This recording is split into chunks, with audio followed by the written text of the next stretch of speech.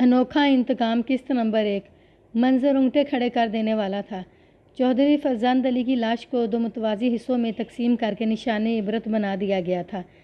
ایک ہفتے بعد اس کی شادی خانہ آبادی ہونے والی تھی۔ وہ اپنے گھر کے 3 خانے پہلے ہی آباد کر چکا تھا، اب چوتھے خانے کو آباد کرنے جا رہا تھا۔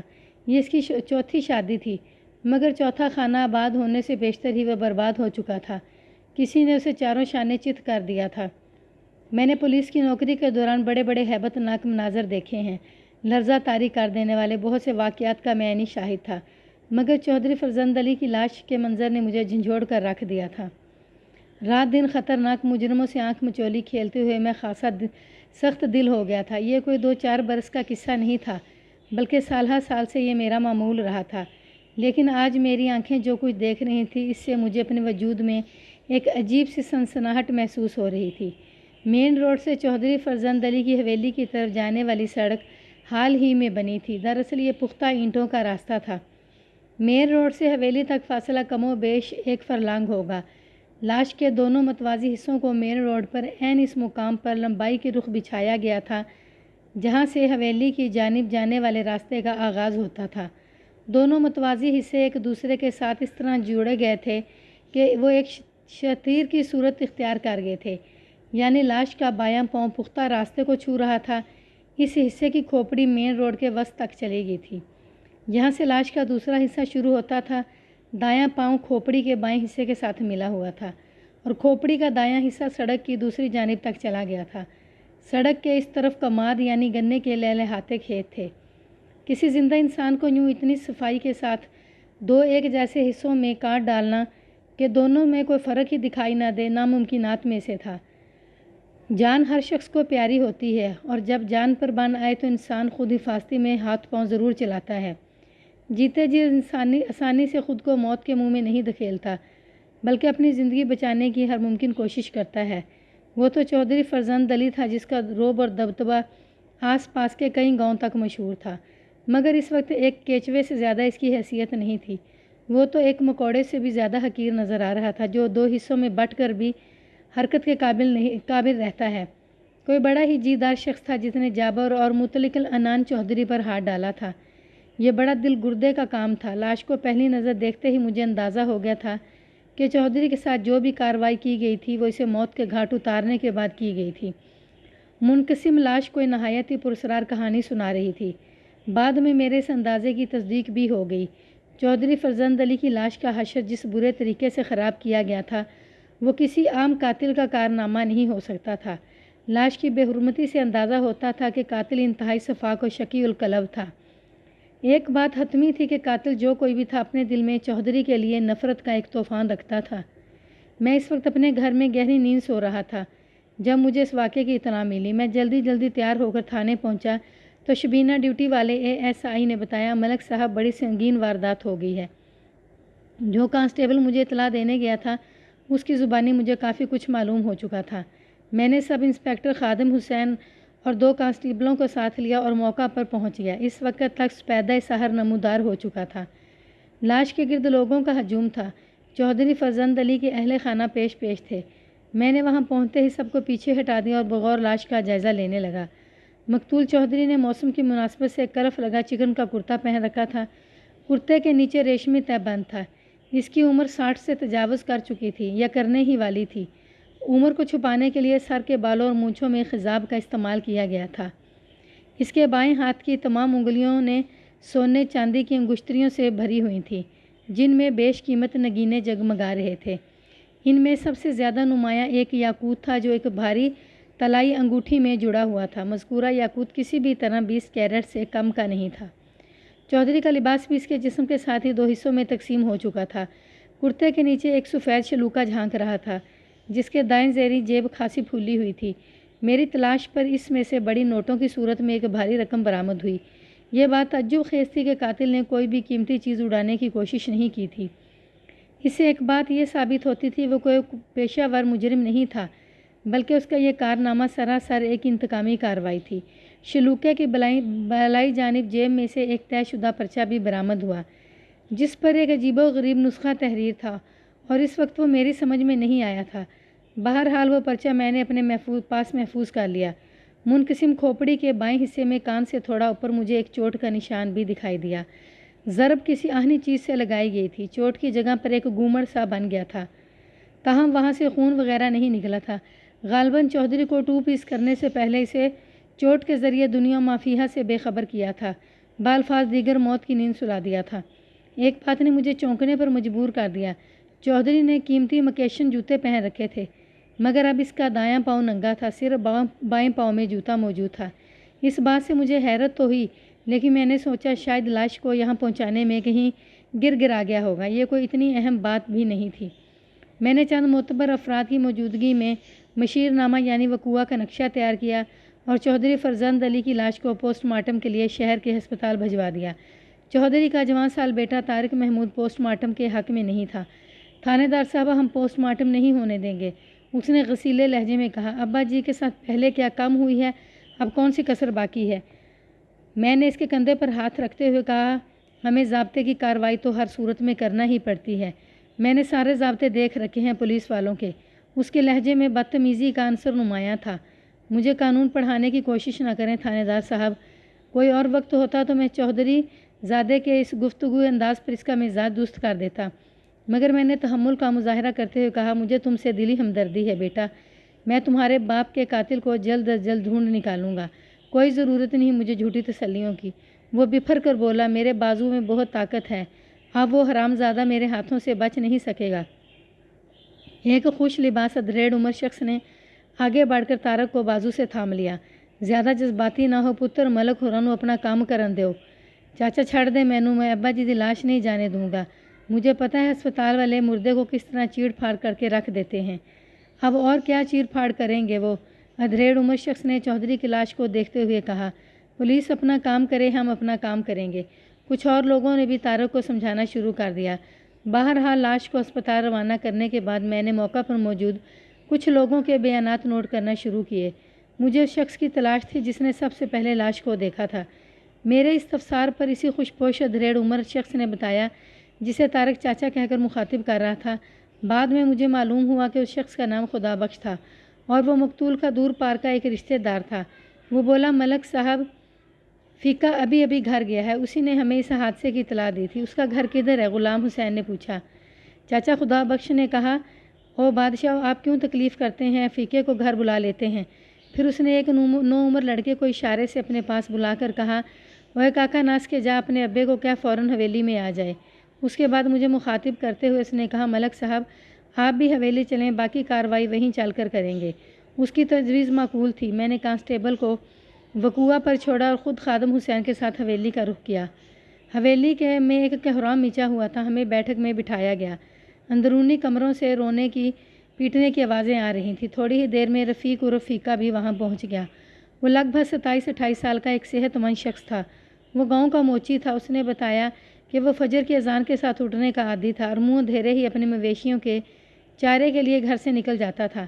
आज जब वो बड़ी सड़क पर पहुंचा तो उसे वहाँ कोई चीज़ पड़ी दिखाई दी। रात खासी तेज़ आंधी भी आई थी। उसने सोचा शायद कोई दरख्त वगैरह गिर गया है, मगर करीब पहुंचकर उसके औसान ख़ता हो गए। वो वहशत ज़दा अंदाज में दौड़ते वापस पलटा और लाश चीखता हुआ गाँव में दाखिल हो गया। इस वक्त तक उसे मालूम नहीं था कि वो लाश चौधरी फरजंद अली की थी। वो खामोश हुआ तो मैंने पूछा, तुम अमूमन कितने बजे घर से निकलते हो? अजानों के फ़ौरन बाद जनाब। उसकी आवाज़ में खौफ की झलक थी। खादम हुसैन ने सख्त लहजे में कहा, ओए बंदे दे पुत्र, अजान के बाद तो लोग सीधे मस्जिद की तरफ जाते हैं। मैं कभी कभी नमाज भी पढ़ लेता हूँ जी। मैंने पूछा, जब तुम सड़क पर पहुँचे तो क्या देखा था तुमने वहाँ? कुछ ना पूछें जनाब, मुझे तो बताते हुए भी खौफ महसूस हो रहा है, उसने एक झरझरी लेते हुए बताया। चौधरी साहब बड़ी बुरी हालत में पड़े हुए थे। मैं तो उन्हें देखते उल्टे कदमों वापस भाग आया था। तो तुमने लाश को देखते ही पहचान लिया था कि वो चौधरी साहब हैं? मैंने उसे घूरा। इस वक्त तो अच्छा खासा अंधेरा था। उसने सहमी हुई नज़रों से मुझे देखा, फिर डरे डरे लहजे में कहा, यह तो मुझे बाद में पता चला था जी कि वो लाश चौधरी साहब की थी। इस वक्त तो मुझे अपना भी कोई होश नहीं था। मुझे तो ये भी नहीं पता चला कि मैं किस तरह वापस पहुंचा था। तुमने लाश के नज़दीक कोई गैर मामूली हरकत नोट नहीं की थी? मैंने पूछा, मेरा मतलब है तुमने लाश के आसपास किसी को देखा था?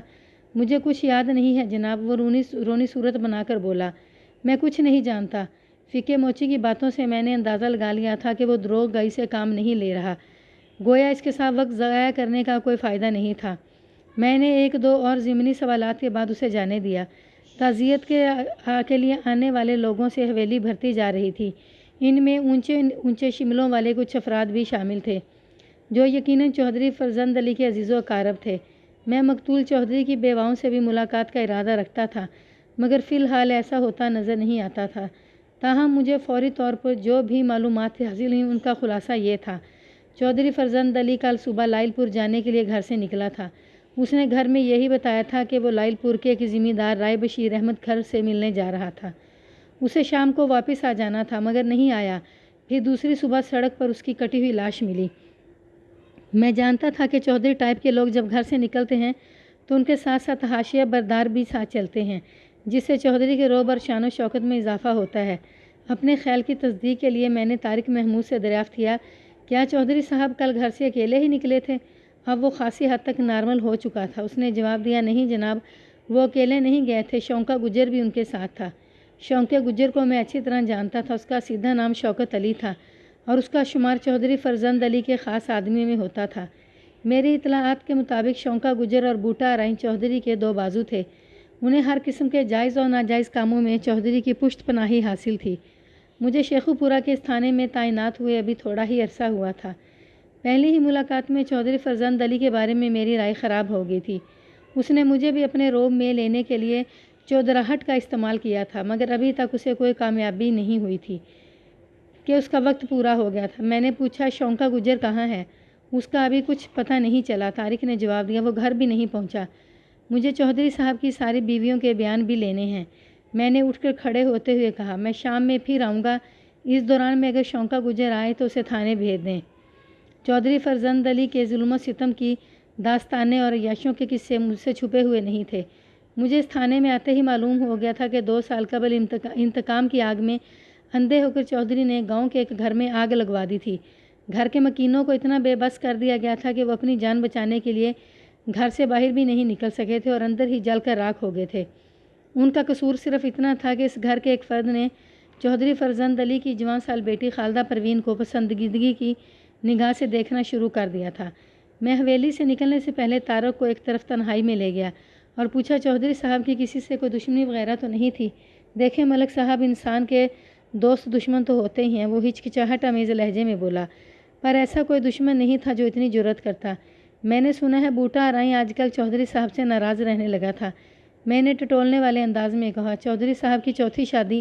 میں نے دانستہ جملہ ادھورا چھوڑ دیا تھا۔ وہ جذبز ہو کر بولا، ایسی کوئی بات نہیں ہے جی، بوٹا ابا جی کا بہت وفادار ہے جی، ایسی چھوٹی موٹی باتوں کو وہ اہمیت نہیں دیتا۔ طارق جس چھوٹی موٹی بات سے تعبیر کر رہا تھا وہ میرے نزدیک اتنی ہی بڑی بات تھی کہ بوٹا چودھری فرزند علی کا قتل کر سکتا تھا۔ میری تازہ ترین اطلاعات کے مطابق مقتول چودھری جس 16 سالہ لڑکی سے شادی کرنے جا رہا تھا وہ بوٹا کی چچا زاد تھی، اور خاص بات یہ تھی کہ بوٹا اسے پسند کرتا تھا۔ لڑکی کا نام یاسمین تھا۔ یاسمین کا باپ فتح محمد ایک غریب مزارع تھا۔ یاسمین کے والدین اس بات سے بخوبی آگاہ تھے کہ بوٹا ان کی فرزندی میں آنے کا ارادہ رکھتا تھا، مگر چودھری فرزند علی کے سامنے مجبور ہو گئے تھے۔ وہ چودھری کی مخالفت مول لینے کا تصور بھی نہیں کر سکتے تھے۔ میں نے طارق کو مزید کریدتے ہوئے پوچھا، بوٹا حویلی میں کہیں نظر نہیں آیا؟ کیا اس کو پتہ نہیں کہ چودھری صاحب کے ساتھ کتنا بڑا حادثہ پیش آ چکا ہے؟ وہ ادھر ادھر دیکھتے بولا، میں نے بوٹا کو کل سے نہیں دیکھا، ہو سکتا ہے ابا جی نے اسے کسی خاص کام سے کہیں بھیجا ہو۔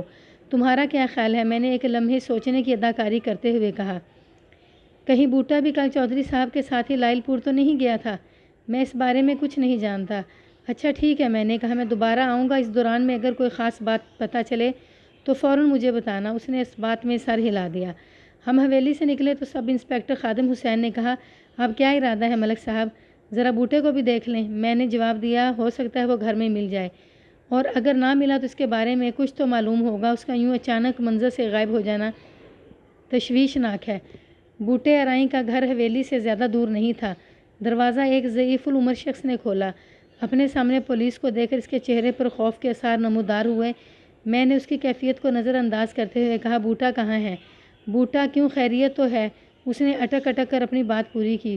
بوٹا تو گھر پر نہیں ہے۔ اس کے ساتھ ہی اس نے دروازہ بند کرنے کی کوشش کی۔ غلام حسین نے ہاتھ بڑھا کر دروازے کو پکڑ لیا، پھر بولا، ملک صاحب یہ بوڑھا ایسے نہیں مانے گا، آؤ اندر چلتے ہیں۔ آپ زبردستی کیوں گھر میں گھس رہے ہیں؟ بوڑھا منمنایا۔ ہم نے کیا قصور کیا ہے؟ آپ بوٹے پتر کو کس لیے تلاش کر رہے ہیں؟ اس نے چودھری صاحب کا قتل کیا ہے، میں نے سخت لہجے میں کہا۔ وہ قانون سے بچ کر نہیں جا سکتا، یہ جھوٹ ہے، وہ تیز آواز میں بولا۔ بوٹا تو 2 دن سے گاؤں میں نہیں ہے، پھر سچ کیا ہے؟ میں نے پوچھا۔ اس نے جھانک کر گلی میں دائیں بائیں دیکھا، پھر راستہ چھوڑتے ہوئے بولا، آپ لوگ اندر آ جائیں۔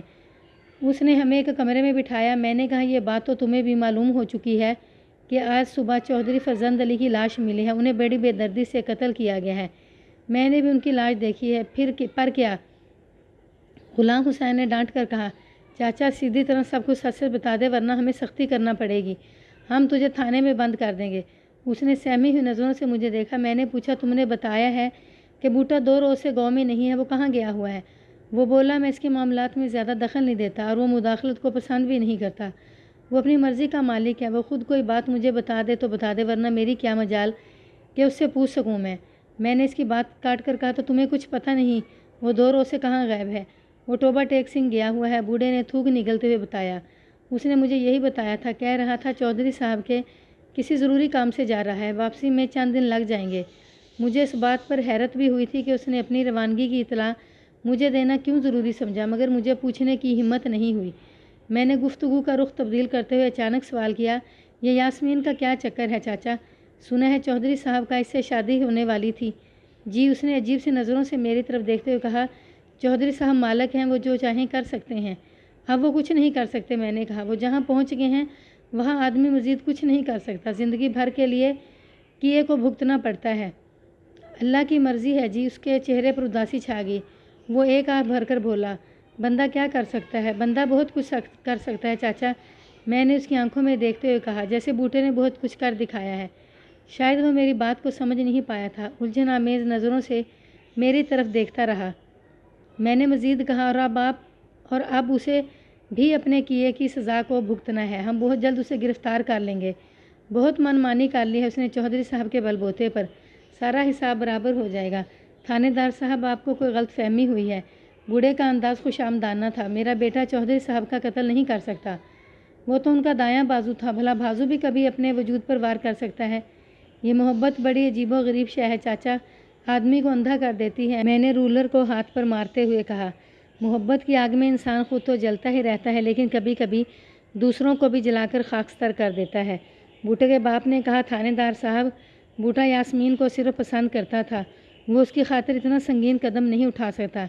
میں نے اس کی آنکھوں میں جھانکتے ہوئے چبھتے ہوئے لہجے میں سوال کیا، مجھے پتہ چلا ہے کہ چند روز قبل یاسمین کے معاملے پر بوٹا اور مقتول چودھری کے درمیان خاصی تلخ کلامی بھی ہو چکی تھی۔ میں نے اندھیرے میں ایک تیر چھوڑا تھا جو جا کر نشانے پر لگا۔ وہ بولا، تلخ کلامی کیا ہونی تھی جی؟ وہ تو چودھری صاحب نے اسے اونچ نیچ سمجھائی تھی اور بات بوٹے کی سمجھ میں آ گئی تھی، اس کے بعد تو سب ٹھیک ہو گیا تھا۔ واقعی سب ٹھیک ہو گیا تھا، میں نے اسے گھورتے ہوئے کہا۔ بوٹے نے سارا معاملہ فٹ کر دیا۔ پتہ نہیں جی، آپ کیسی باتیں کر رہی ہیں، سب پتہ چل جائے گا، ذرا بوٹے کا سراغ ملنے دو، میں نے اٹھتے ہوئے کہا۔ میں شام میں پھر آؤں گا، کہیں آنا جانا نہیں، گاؤں میں ہی رہنا ہے، کیا سمجھے؟ سمجھ گیا جناب، جو حکم سرکار کا۔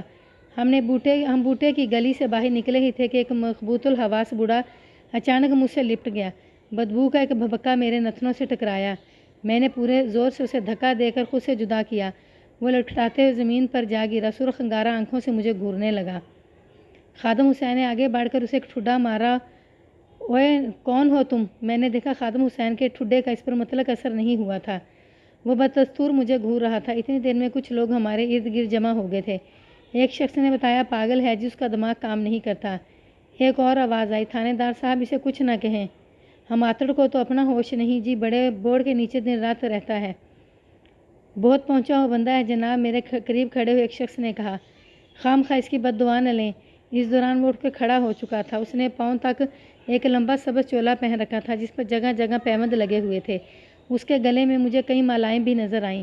وہ پاؤں سے ننگا تھا، اس کے پاؤں غیر معمولی طور پر بڑے تھے۔ پھر دیکھتے ہی دیکھتے اس نے کھیتوں کی جانب دوڑ لگا دی۔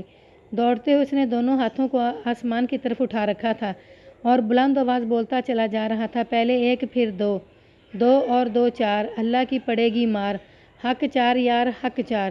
ملنگ بابا کی باتیں اللہ ہی جانے، ایک شخص نے آسمان کی طرف نگاہ اٹھا کر کہا۔ پھر اضافہ کیا، اللہ کی شان ہے، پتہ نہیں کس رنگ میں اپنا جلوہ دکھاتا ہے۔ لوگ آہستہ آہستہ چھٹنے لگے۔ میں نے خادم حسین سے استفسار کیا اس بابے کے بارے میں تمہارا کیا خیال ہے؟ مجھے تو کوئی پاگل لگتا ہے، اس نے جواب دیا۔ جاہل لوگ خام خواہ کہانیاں گھاڑ لیتے ہیں، گاؤں دیہاتوں میں ایسے بہت بابے مل جاتے ہیں۔ میں نے جواباً کوئی تبصرہ نہیں کیا۔ ہم ایک تانگے میں بیٹھ کر اس جگہ پہنچ گئے جہاں سے چودھری فرزند علی کی لاش ملی تھی۔ وہاں پر متعین کانسٹیبلوں کو میں نے نئی ڈیوٹی سونپ دی۔ ایک کو شونکے گجر کے گھر کی نگرانی پر مامور کر دیا اور دوسرے کو ہدایت کی کہ وہ بوٹے ارائیں کے گھر پر نظر رکھے اور جیسے ہی وہ کوئی خاص بات نوٹ کریں فوراً مجھے اطلاع دیں۔ اس کے بعد میں خادم حسین کے ساتھ واپس تھانے آ گیا۔ میں آج صبح ہنگامی حالت میں گھر سے نکلا تھا، اس لیے ناشتہ بھی نہیں کر سکا تھا۔ تھانے پہنچ کر میں نے سب سے پہلے ناشتہ کیا، پھر ASI امانت علی کو 2 سپاہیوں کے ساتھ لائل پور روانہ کر دیا۔ حویلی سے آتے وقت میں نے مقتول چودھری کے بیٹے طارق محمود سے لائل پور کے ذمہ دار رائے بشیر احمد کھرل کا پتہ لے لیا تھا۔ رائے صاحب سے یہ تصدیق کرنا ضروری تھی کہ چودھری فرزند علی وہاں سے واپسی کے لیے کتنے بجے روانہ ہوا تھا۔ میں نے ASI کو خصوصی ہدایت کر دی تھی کہ وہ شام سے پہلے واپس آ جائے۔ رائے بشیر احمد لائل پور میں گھنٹہ گھر کے قریب ہی رہتا تھا۔ اس کیس کی مزید تفصیلات میں جانے سے پہلے میں ضروری سمجھتا ہوں کہ آپ کے سامنے مقتول چودھری فرزند علی کا مختصر تعارف پیش کر دوں تاکہ واقعات میں تسلسل رہے اور آپ کو کوئی الجھن محسوس نہ ہو۔ چودھری فرزند علی نے پہلی شادی عمر بی بی سے 30 سال کی عمر میں کی تھی۔ عمر بی بی کی عمر شادی کے وقت 20 سال تھی۔ اس کا تعلق ضلع جھنگ کے علاقے شاہ جیونا سے تھا۔ شادی کے بعد 6 سال تک عمر بی بی کی گود ہری نہ ہوئی تو فرزند علی نے اسے بانجھ قرار دے کر زلیخا بیگم سے دوسری شادی رچا لی۔ عمر بی بی نے اس موقع پر بہت واویلا مچایا تھا مگر فرزند علی نے اس کی ایک نہ سنی۔ مجھے اپنی نسل تو چلانی ہے، فرزند علی نے دوسری شادی کے حق میں دلیل دی۔ میں اور انتظار نہیں کر سکتا، 6 سال کوئی کم عرصہ نہیں ہوتا۔ عمر بی بی نے روحانسے لہجے میں کہا، اگر آپ ابھی تک باپ نہیں بنے تو اس میں میرا کیا قصور ہے سرتاج؟ آپ مجھے کس جرم کی سزا دے رہے ہیں؟ تمہاری زبان کچھ زیادہ ہی چلنے لگی ہے عمر بی بی، فرزند علی نے سخت لہجے میں کہا۔ تمہیں تو میرا احسان مند ہونا چاہیے کہ میں تمہاری حیثیت کو ختم نہیں کر رہا ہوں، ورنہ اگر میں چاہوں تو تمہیں نہیں سرتاج ایسی بات منہ سے نہ نکالیں۔ عمر بی بی نے فرزند علی کے ہونٹوں پر ہاتھ رکھتے ہوئے کہا، اگر آپ کو میری پرواہ نہیں تو کوئی بات نہیں، مگر میں آپ سے جدائی برداشت نہیں کر سکوں گی۔ میں تو آپ کے بغیر زندگی کا تصور بھی نہیں کر سکتی۔ آپ چاہے میرے ساتھ جیسا بھی رویہ روا رکھیں، میری محبت میں فرق نہیں آئے گا۔ میں یہ سب کچھ اپنے نصیب کا لکھا سمجھ کر قبول کر لوں گی۔ اگرچہ فرزند علی اور زلیخا بیگم کی شادی کی مخالفت عمر بی بی کے گھر والوں کے ساتھ ساتھ فرزند علی کے خاندان والوں نے بھی کی تھی، مگر فرزند علی نے ہر مخالفت کا مقابلہ بڑی ڈھٹائی سے کیا تھا۔ وہ اپنے دفاع میں دوسری شادی کا جو جواز پیش کرتا تھا وہ بڑا ٹھوس اور ناقابل تردید تھا۔ ہر شخص کو یہ حق ہے کہ وہ نسل کو آگے بڑھائے۔ زلیخا بیگم سے اوپر تلے 3 لڑکیاں پیدا ہوئیں۔ 4 سال بعد ہی فرزند علی تیسری شادی کے لیے پر تول رہا تھا۔ میں تو بانجھ نہیں ہوں چودھری صاحب، زلیخا بیگم فرزند علی کو چودھری صاحب کہہ کر مخاطب کرتی تھی۔ ماشاءاللہ میری چاند سی 3 بیٹیاں ہیں، آپ کو کس چیز کی کمی ہے؟ بھلیے لوکے دھیاں تے پرایا دھن ہوتی ہیں، فرزند علی نے نرم لہجے میں کہا۔ یہ سدا ہمارے ساتھ تو نہیں رہ سکتی نا، ایک دن یہ اپنے گھر کی ہو جائیں گی۔ آپ اتنے نا امید کیوں ہوتے ہیں؟ زلیخا بیگم نے سمجھانے والے انداز میں کہا۔ 3 لڑکیاں پیدا ہو جانے کا مطلب یہ تو نہیں کہ اب آئندہ بھی لڑکیاں ہی ہوں گی۔ اللہ کرے اگلے سال ہمارے گھر میں لڑکا بھی تو آ سکتا ہے۔ کہتی تو تم ٹھیک ہی ہو، فرزند علی نے کچھ سوچتے ہوئے کہا۔ چلو میں 1 سال انتظار کر لیتا ہوں، اور اگر آپ بھی ہمارے گھر میں لڑکی، زلیخا نے قطع کلامی کرتے ہوئے کہا، بیٹیاں اللہ کی رحمت ہوتی ہیں، لیکن مجھے تو اپنی نسل چلانے کے لیے اولاد نرینہ درکار ہے۔ فرزند علی نے بدستور نرم لہجے میں کہا، اگلے سال بیٹا آنا چاہیے، انشاءاللہ بیٹا ہی آئے گا، زلیخا نے پر امید لہجے میں کہا۔ عمر بی بی کی بنسبت زلیخا سے فرزند علی کا رویہ خاصا مختلف تھا۔ شاید اس کی وجہ یہ رہی ہو کہ زلیخا نے اسے باپ بنا دیا تھا، مگر وہ پوری طرح مطمئن اب بھی نہیں تھا۔ وہ مطمئن ہوتا بھی کیسے؟ نئی سے نئی عورت تو اس کی کمزوری تھی۔ عورت کا حصول اس کے لیے کوئی مسئلہ تو تھا نہیں، اس کی غیر نصابی سرگرمیاں تو 12 مہینے جاری رہتی تھیں، مگر اپنی چودراہٹ کا بھرم قائم رکھنا بھی ضروری تھا۔ دوسروں کی نظروں میں خود کو معزز ثابت کرنے کے لیے یہ بات بہت اہم تھی کہ چودھری صاحب صرف اپنی ازدواج تک ہی محدود تھے۔ عمر بی بی نے دل پر پتھر رکھ لیا تھا، بڑی ہونے کے ناطے ساری حویلی کا انتظام و انصرام اسی کے ہاتھ میں تھا۔ زلیخا کی دی ہوئی مدت گزر گئی مگر کچھ بھی نہ ہوا، نہ لڑکا اور نہ ہی لڑکی۔ پھر 1 سال اور گزر گیا، یہ سال بھی خالی گیا تھا۔ زلیخا رات دن پریشان رہنے لگی تھی، اسے ہر وقت دھڑکا لگا رہتا تھا۔ پھر ایک رات فرزند علی نے اس کے سر پر بم پھوڑ ہی دیا۔ میں نے تمہاری بات رکھ لی، 1 چھوڑ 2 سال تک انتظار کر لیا، فرزند علی نے غیر جذباتی لہجے میں کہا، اب تم بھی اپنا وعدہ پورا کرو، میں مرنے سے پہلے اپنی نسل کی بنیاد رکھنا چاہتا ہوں۔ اللہ خیر کرے آپ کو میری بھی عمر لگ جائے چودھری صاحب۔ زلیخا نے تشویشناک انداز میں دل تھام لیا۔ آپ ایسی باتیں کیوں کر رہے ہیں؟ فرزند علی نے کہا، میں 42 سال کا ہو چکا ہوں اور اب کتنا جیوں گا، پھر آدمی سودا جوان تھوڑا ہی رہتا ہے، بڑھاپا بڑی ظالم چیز ہوتی ہے۔ مریں آپ کے دشمن، زلیخا نے تسلی آمیز لہجے میں کہا، اور بڑھاپا تو آپ سے کوسوں دور ہے چودھری صاحب۔ زلیخا کے معنی خیز انداز پر فرزند علی نے مونچھوں پر تاؤ دیتے ہوئے کہا، تم تو میرے دل کی ملکہ ہو، اتنے عرصے میں تم نے دیکھ ہی لیا ہے کہ عمر بی بی کو میں نے کوئی اہمیت نہیں دی، میری ساری توجہ تم پر ہی مذکور رہتی ہے، آنے والی بھی تمہاری نوکرانی ہی بن کر رہے گی، مجھے کسی نئی نوکرانی کا شوق نہیں ہے۔ زلیخا نے میٹھی ناراضگی سے کہا، حویلی میں نوکرانیوں کی کیا کمی ہے، میں تو آپ کی نوکرانی بن کر رہنا چاہتی ہوں۔ فرزند علی نے اس کا دل بہلانے کی خاطر کہا، تم نوکرانی نہیں رانی ہو، میرے دل پر راج کرو گی، آپ مجھ سے ایک وعدہ کریں چودھری صاحب۔ فرزند علی کے سوالیہ نظروں سے اس کی جانب دیکھا۔ اس نے کہا، میری زندگی میں دوسری شادی نہیں کریں گے، میں ایسا کوئی وعدہ نہیں کر سکتا۔ اس نے روکھے پھیکے لہجے میں جواب دیا، تم مجھ پر بھروسہ رکھو، تمہارے لیے میری محبت میں فرق نہیں آئے گا۔ زلیخا نے بحث کو مزید نہیں بڑھایا بلکہ خاموشی اختیار کر لی۔ اپنی ناراضگی کا اظہار اس نے اس طریقے سے کیا کہ بچیوں کو لے کر میکے چلے گی۔